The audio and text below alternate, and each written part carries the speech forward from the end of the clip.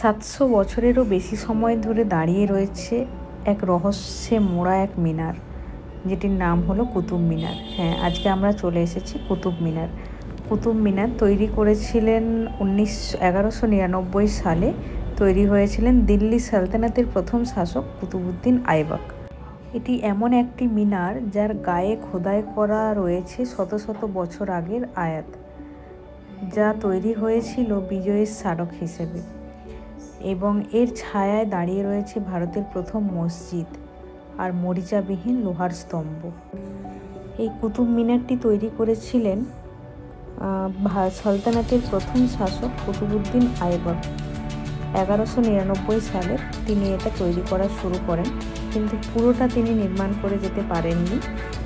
পুরোটা নির্মাণ কাজ শেষ করেন তার জামাতা ইলতুৎমিশ, এবং পরবর্তীকালে ফিরোজ শাহ তা আরও মজবুত করে দেন।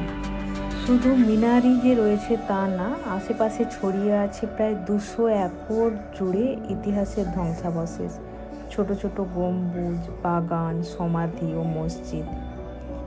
তো একটা ক্যামেরা হাতে নিলেই আপনি হারিয়ে যাবেন শতাব্দী পেছনে। এই মিনারের রয়েছে 4টি স্তম্ভ, এবং এখানে এন্ট্রি গেটেই দেখানো রয়েছে যে কারা কারা এগুলো তৈরি করেছিলেন, এবং এখানে পুরো চার্ট দেওয়া আছে, আপনি ভেতরে কী কী দেখতে পাবেন।